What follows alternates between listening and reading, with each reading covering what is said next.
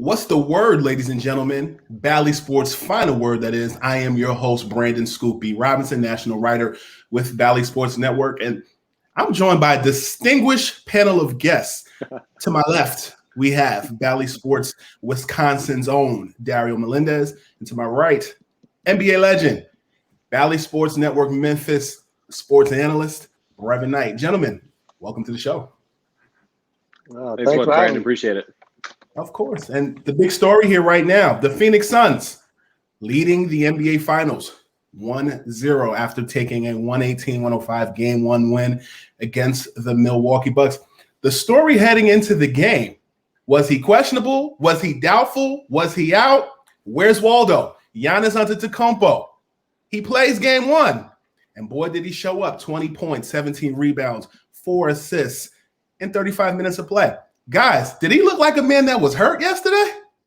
I don't know if he looked like somebody was hurt, but the Milwaukee Bucks, unfortunately, are going to need more than 20 and 17 for him to win, for them to pull out a W. So it was, I think for basketball fans, it was nice to see him back on the floor. There were a couple of instances where you saw it looked like maybe a little bit of a limp was still there.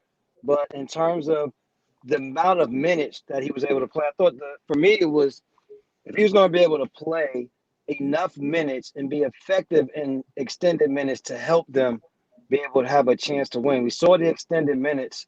Now he's just going to need help from his running mates in order for them to get over the hump. Look, I mean, you got to – oh, sorry, Brandon. I mean, I was just going to say, I think BK's right. Obviously, you want to play a little bit more minutes, maybe Coach Bud. Trying to ease him back into it. But the fact that he was able to even play, like we heard him post-game yesterday, when he hyperextended his knee in Atlanta, he thought he tore everything. I think we all thought he tore everything. But you got to give credit to this Bucks medical staff and Giannis being in the gym before this all happened, because this was all prehab. I mean, he takes care of his body. He is a gym rat. He's always looking for the next edge, and he probably had the trainer sleeping at his house for the last week. I mean, he wakes up, I don't want any swelling in my knee. You rub that knee right now, so we have zero swelling. It was just impressive what he was able to do, but I think BK is right. Look, this team lives and dies by Giannis. Obviously, we saw them get games 6 and 7, or I should say 5 and 6 without him in the Atlanta series. Still have a lot of talent without him, but Giannis is the straw that stirs the buck. They're going to need more production out of him to win this championship. A hyperextended knee was the prognosis playing against the Atlanta Hawks in the Eastern Conference Finals, and all indications, as we mentioned on Twitter and all over social media as well as TV, that he would play. And after the game, Giannis actually addressed his rehab and his comfortability. I swear he had a phone booth and something else in his apartment just preparing for Game 1. And I think we have a clip of what he talked about going into his rehab process. 24, from my treatment, from lifting, from getting on the court, pool sessions, keeping my foot elevated, like 24 hours a day. And obviously it wasn't easy, but, I was willing to do it. And I think, the medical staff had a great program for me that I was able to, do what I have to do to stay in shape and at the same time recover and, not have a lot of swelling in my knee. And, I was declared me to play. I felt good. My knee, did not feel no pain. The swelling was down. So I was like, okay, good to go. Giannis is like, when you hear him talk, you listen. I take it all the way back to round 1 where he talked about don't play with your food. And that same type of vigor and energy, it was kind of relayed in what he talked about in his rehab process. Were you guys nervous when you watched him play in Game 1? Did you kind of have some apprehension from your basketball lenses? I mean, I was a little nervous because obviously I was a little nervous, but I think right out the gate, they ran that pick and roll to him, trying to do an alley-oop, and that was trying to be a tone setter. Like, look, Coach Bud's smart. This medical staff's smart. And BK, you played in the league for over a decade. You know guys aren't going to be sent back out to the court if they don't feel like they're healthy. They're going to try to give it a go. And obviously Giannis, with being such an explosive player, you were wondering if he was going to be able to do anything. But first play right out of the gate, that alley-oop, it's like, you know what? He's good. I don't know how he's good, but he's good. Brev? I felt the same way. There was, of course, the little bit of apprehension because when you start to deal with lower body extremities, these are not, and you're a reactionary player, you can only control so much with that lower body. So once you go to the defensive side and you have to now react to other movements, that was where I wanted to see how fluid was he. The offensive end, you can control what and where you're going, how you're cutting. Defensively, you can't do that as much. And so to see him on the defensive side be able to slide when they switch, smaller guys, keep those guys in front by using his length and extending his arms. And so I felt a little bit more comfortable with that. I didn't have to watch the game with every move he made, like, oh, hopefully not that one.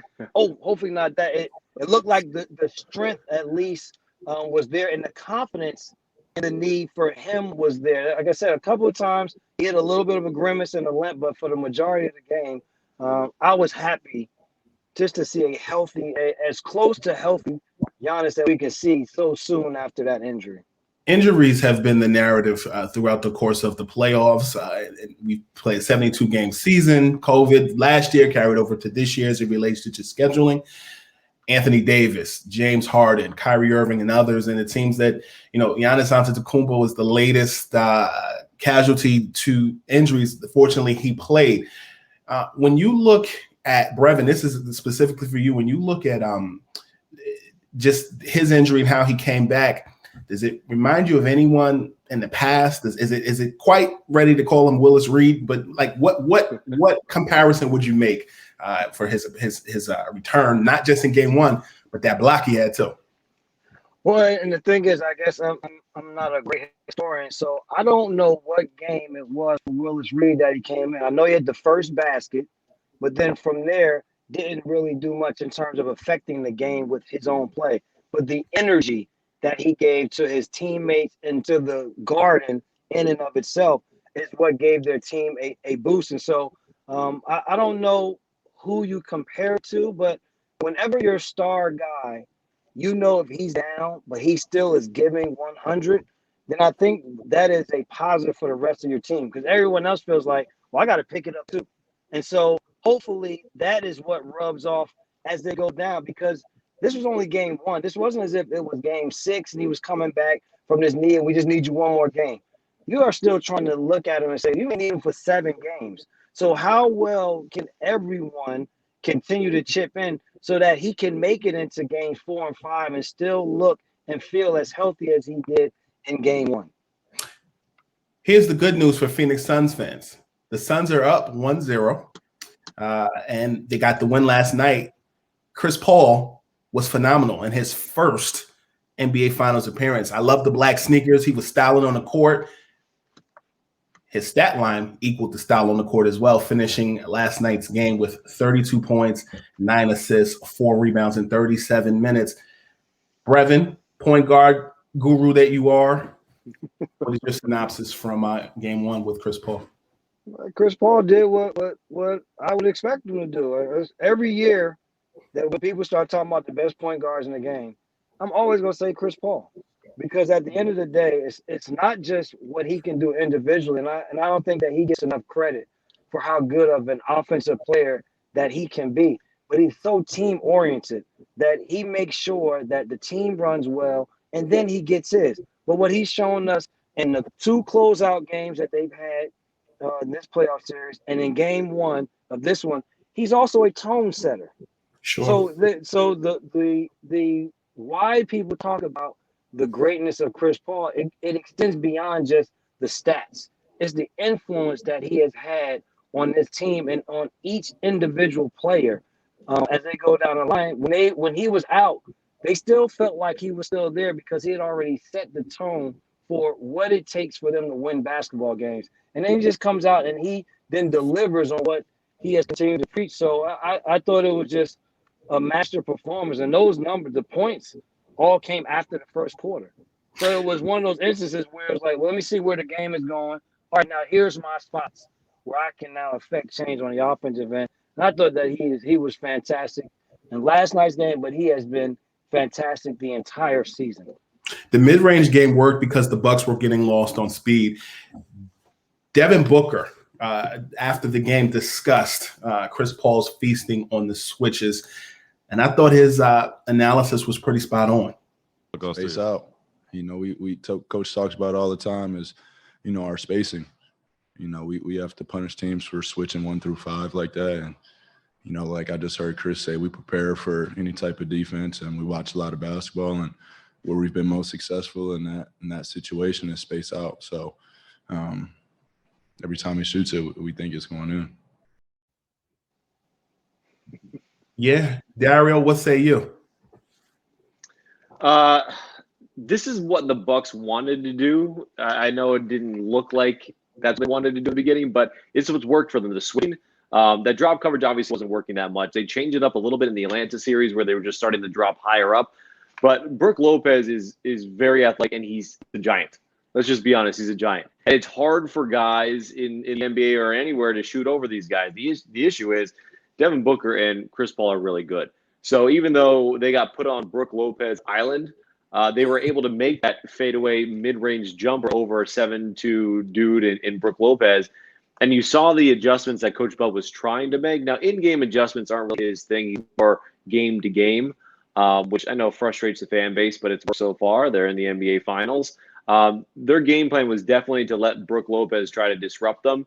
The issue is Devin Booker and Chris Paul are just different cats, and they just feasted and made Brook Lopez look like a big man that just had no athletic ability when we all know that's not true. And Devin Booker, of course, finished with 27.6 assists while sporting Kobe Bryant purple Nike 80 sneakers.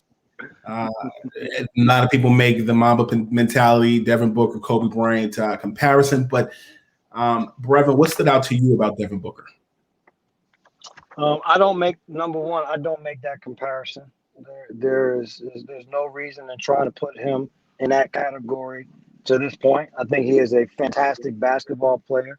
But when you start talking about Kobe Bryant and Michael Jordan, those are different stratospheres in terms of basketball. But what you do talk about with Devin Booker is he has always been, from day one, he has always been an assassin. He's always had the killer mentality. They had to find the right players to put around him to allow what he did on a regular basis to affect winning. And they have done a fantastic job surrounding him with those players. He has also adopted from, if you want to say, what he has taken from Kobe Bryant, what he has taken from watching a Michael Jordan or watching any of the great scorers of the game is they score at all levels.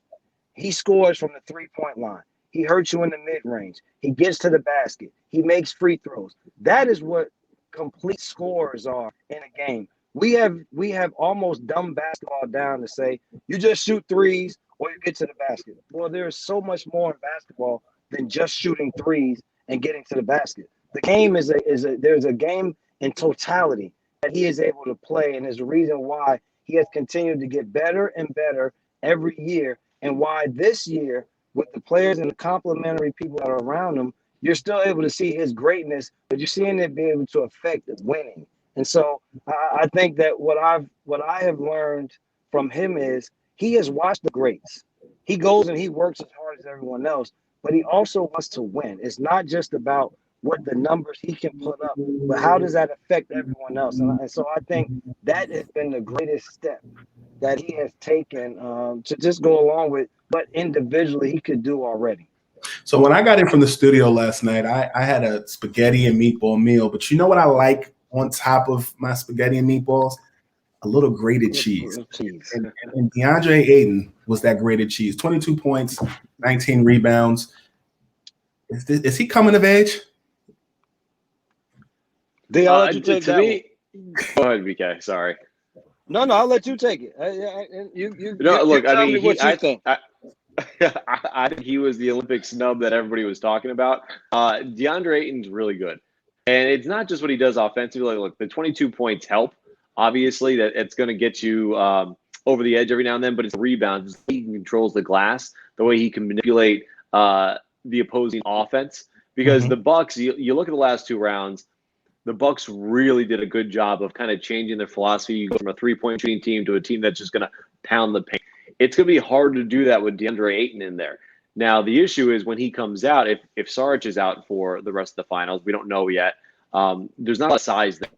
So he's going to have to play big minutes, and I don't know if he can play 37, 38, 39, 40-plus minutes for 7 straight games or 6 more games. But it's his defense, his manipulation of controlling the paint, controlling the boards, not letting the second-chance opportunities. I mean, that's what really, I think, flustered the Bucks. They're so used to being able to get that offensive rebound and get that easy lay-in, and nothing's going to be like that with Ayton there because he's so good at just controlling the flow of the game defensively. And, Devin Booker actually talked about the accountability that CP3 had. I know, Dario, you're the most famous active Dario right now, but I want to get to Devin Booker's analysis of CP3 and DeAndre Ayton's connection. Just like Chris whispered to me when he was walking out, he was like, we've been on his ass. and we have, and that's why, Chris can say that's who he's most proud of. And I feel the same way because sometimes you walk around the court, Chris will be talking to him. I'll be waiting right there. You done, Chris?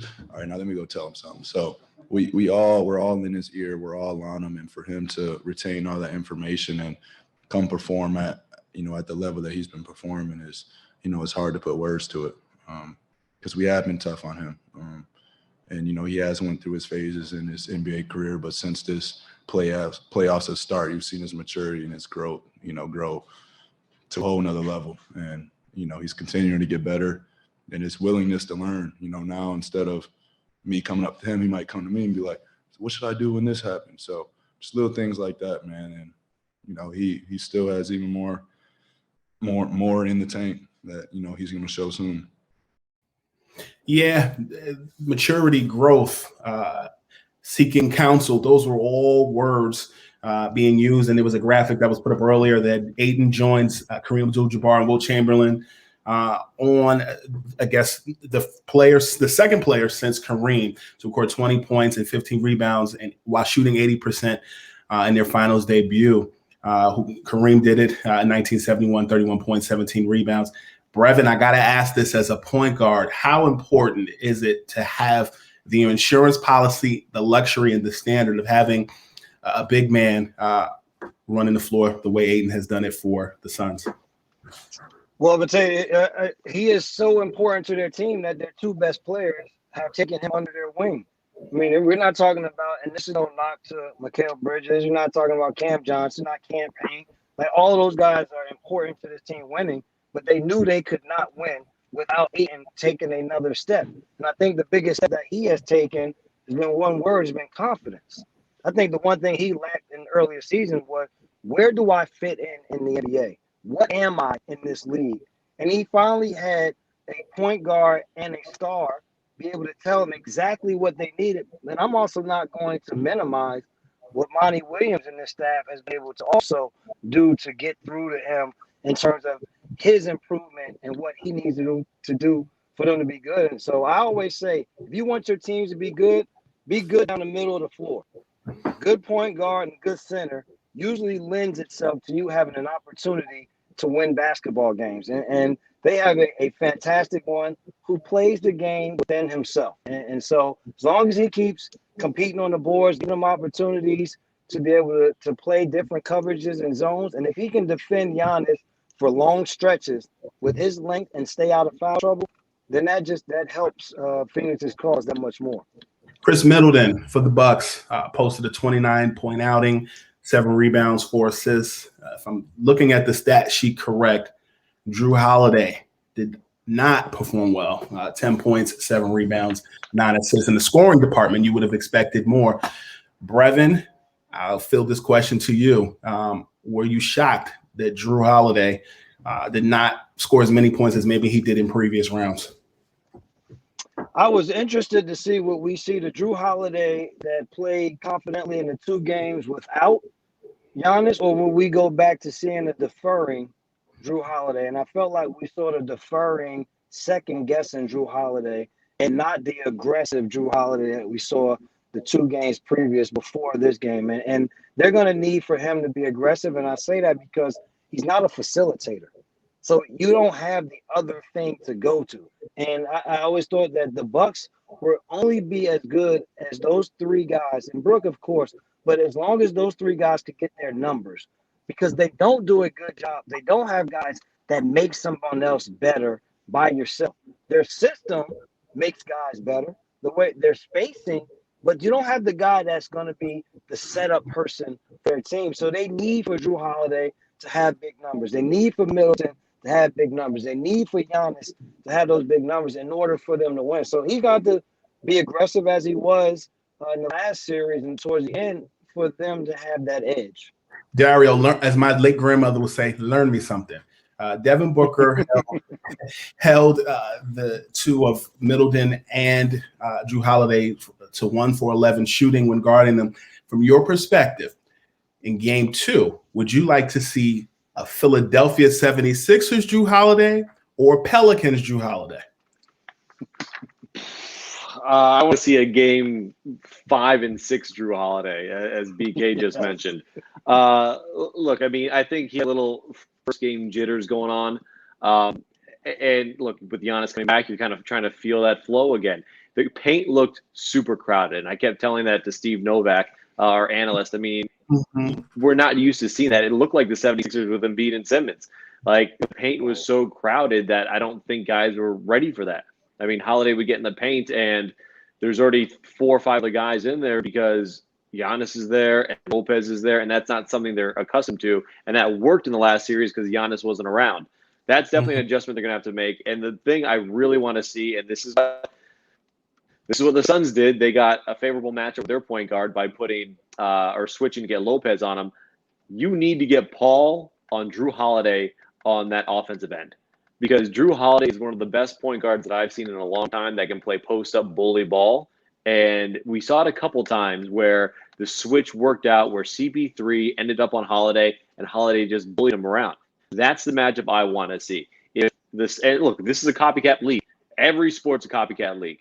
You don't tell me Coach Bud's not looking at this like, oh, well, if PJ is going to have CP3 on him, why don't we just set a pick and make sure that CP3 gets on to Drew Holiday, and guess what? We got easy buckets going this way. That's what I want to see. And look, and Coach Bud's made all the right adjustments so far, so it wouldn't surprise me if we see a lot of that. That's definitely the one thing, the one big mismatch that the Bucks do have on the offensive end is CP3 is going to be a liability if you can get Drew Holiday on him. Hey, Dario, hold on, B. One thing with this is why. So these are the nuances of basketball. I love what you just said in terms of moving PJ Tucker to set the screen. Why Phoenix will be okay with that is PJ Tucker is not an effective player from the top of the key. So even if he sets the screen, and Chris Paul now can just help for a longer period of time, continue to let the initial defender get back, because I don't care if you throw the ball back to PJ Tucker standing at the top of the key, where you get worried about PJ Tucker when he gets to the corners. Now he becomes an effective three-point shooter player. So for Phoenix, they're like, that's fine if you want to make that adjustment. If I'm Phoenix, then I'll just hold when he sets the screen, CP3, show high. The other guy that's defending, go under.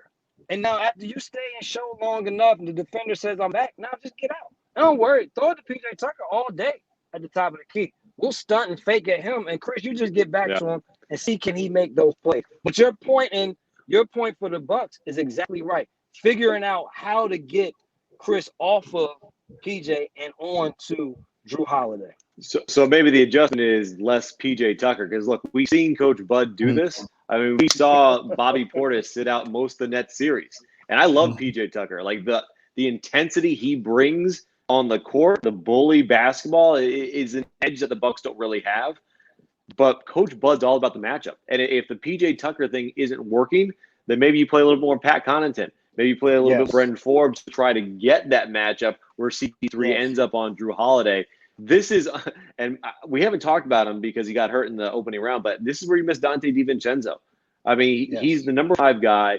His defense is really good, especially his off-ball defense, and he'll make a couple of shots. Like, he'd be a really good piece right now to be playing you don't have him. You can't cry over spilt milk, but maybe that's another adjustment. Like, look, we all love PJ Tucker. He has been great for this team, but maybe playing him some less minutes and getting guys like Conner out there and Forbes going a little bit smaller is the way to go so you can get that matchup.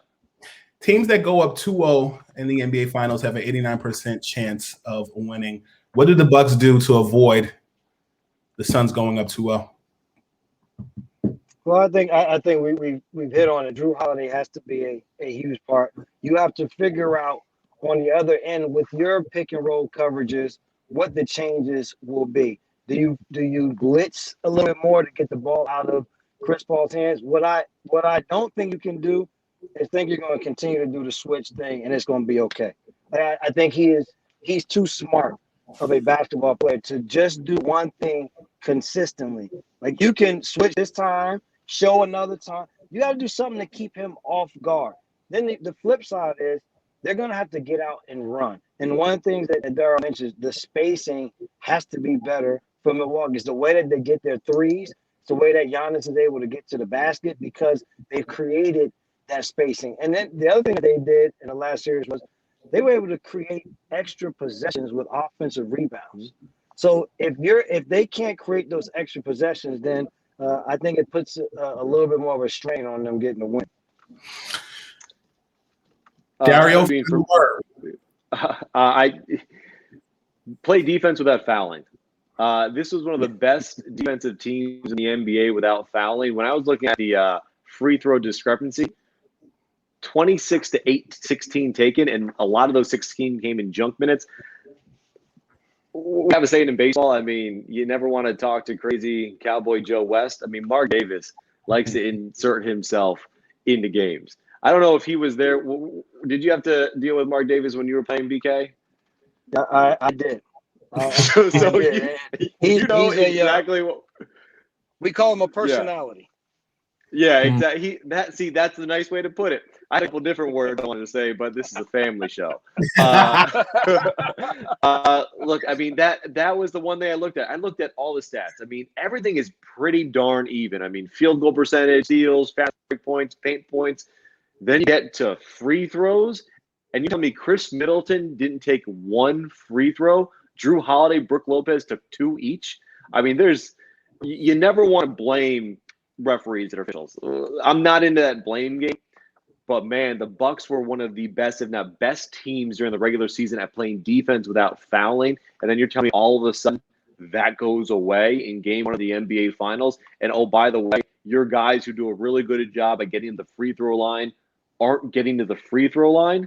So if I'm looking for one big thing outside of the switching that we've talked about, it's playing defense without fouling and not giving the referees the opportunity to send these guys to the line, because that was the biggest game changer for me. I mean, go 25 of 26 from the line when the Phoenix Suns, 9 of 16 for the Bucks. I mean, that's the game right there.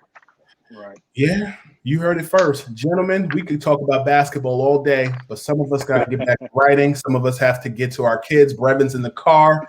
Dario, I know you've got 50 million things to do, but I will add, you guys' Seton Hall education is all paying off, and I appreciate you joining me today on What's the Word.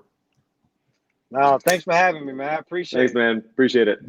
Final word, that is, make sure that you all check out Bally Sports Network's social media channels, Bally Sports on Twitter, Instagram, Facebook, and more. And join us on Friday at 1 o'clock Eastern Time, 10 a.m. Pacific, where we will do a Game 2 recap of everything that's going on. So for Dario Melendez, Brevin Knight, I am Brandon Scoopy Robinson. Check you all soon.